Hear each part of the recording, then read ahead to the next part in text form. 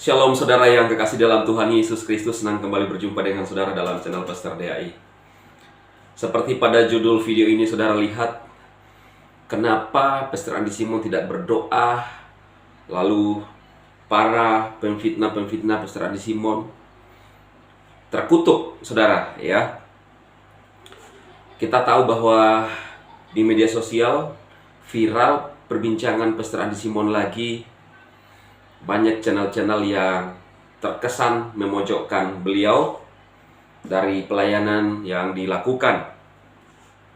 Bahkan ada seseorang yang mengatakan bahwa kalau memang dia benar dan kuasa Allah ada pada Pastor Andi Simon, kenapa tidak berdoa saja seperti pada perjanjian lama, yaitu ketika Elisa mengutuk ada sekitar kurang lebih 40 anak. Pada saat Elisa diejek oleh anak-anak itu, dikata-katai botak, lalu Elisa mengutuk dan mereka diterkam oleh serigala. Lalu menyamakan dengan kondisi sekarang, saudara. Nah, tentunya ini adalah sesuatu yang berbeda. Perjanjian lama, perjanjian baru, dan apalagi sekarang. Kita tahu bahwa tradisi pada saat itu, khususnya orang-orang Israel, umat-umat pilihan Elohim, hal yang berbeda yang terjadi dengan kondisi sekarang. Kalau dulu nabi-nabi Tuhan dan nabi-nabi Baal cenderung beradu kekuatan, adu kuasa, itu yang terjadi pada zaman dahulu saudara, untuk membuktikan siapa nabi yang paling benar dan disertai oleh Tuhan. Itu yang terjadi pada zaman perjanjian lama. Dan dengan adanya perjanjian lama, kita tahu tradisi-tradisi yang terjadi pada saat apa yang terjadi, yang dialami oleh misalnya Abraham, bahkan umat pilihan Elohim saat itu saudara. Lalu di dalam perjanjian baru, kita tidak melihat lagi seorang nabi-nabi Tuhan yang beradu kuasa dengan nabi-nabi Baal atau nabi-nabi palsu. Justru nabi-nabi Tuhan Yesus, murid-murid Tuhan Yesus ya, dipakai oleh Tuhan untuk menyatakan kuasanya, membuktikan bahwa Yesus adalah Elohim sendiri yang diutus oleh Elohim kepada dunia untuk menyelamatkan orang yang berdosa, dan siapa yang percaya kepada dia akan diselamatkan. Jadi dalam perjanjian baru tidak ada adu kuasa, hanya di perjanjian lama. Nah, tidak bisa kita samakan perjanjian lama dengan perjanjian baru, apalagi sekarang kita hidup dengan situasi yang sangat berbeda. Apalagi kita ini adalah, dikatakan kalau Alkitab, bahwa kita adalah bangsa-bangsa lain. Ya, itu sebabnya ketika Tuhan Yesus mengutus muridnya, pergilah menjadi saksi dari Yerusalem, Yudea, Samaria, dan sampai ke ujung bumi. Ya, termasuk orang-orang yang bukan umat pilihan secara khusus pada saat itu, orang Israel secara jasmani, ya. Nah, itu sebabnya kita ini adalah bangsa-bangsa lain yang dipilih, tetapi kita beroleh kasih karunia dari Yesus Kristus dan dipilih. Ketika kita percaya kepada Yesus, maka kita akan diselamatkan, saudara. Nah, lalu kemudian hasil dari pelayanan kita, orang-orang yang dari luar ini, kalau di Alkitab mengatakan bahwa bangsa-bangsa lain ini juga kita mendapatkan anugerah. Karena di dalam Markus dikatakan siapa yang percaya, siapapun itu, tidak dibatasi lagi dengan bangsa khusus atau bangsa atau umat pilihan khusus. Keselamatan itu dinyatakan kepada siapapun juga. Dan orang itu bisa menerima kuasa, termasuk kita bangsa-bangsa lain, kalau kita percaya kepada Yesus. Dan tanda-tanda itu akan terjadi, sebab bagian firman Tuhan yang lain dikatakan bahwa mujizat-mujizat akan terjadi sampai segala sesuatunya itu yang datang itu, yang sempurna itu datang, saudara. Jadi akan ada tanda-tanda heran, mujizat-mujizat akan terjadi. Nah, itu sebabnya kalau ada orang yang menyamakan kondisi sekarang, lalu mengatakan, Pastor Andi Simon, kalau memang kau disertai Tuhan, kamu kutuk saja orang-orang yang memusuhi kamu, dan dia akan menanggung akibatnya daripada Tuhan. Saya tidak sepaham dengan pernyataan seperti ini, saudara, karena kita hidup di bangsa Indonesia dan punya aturan hukum.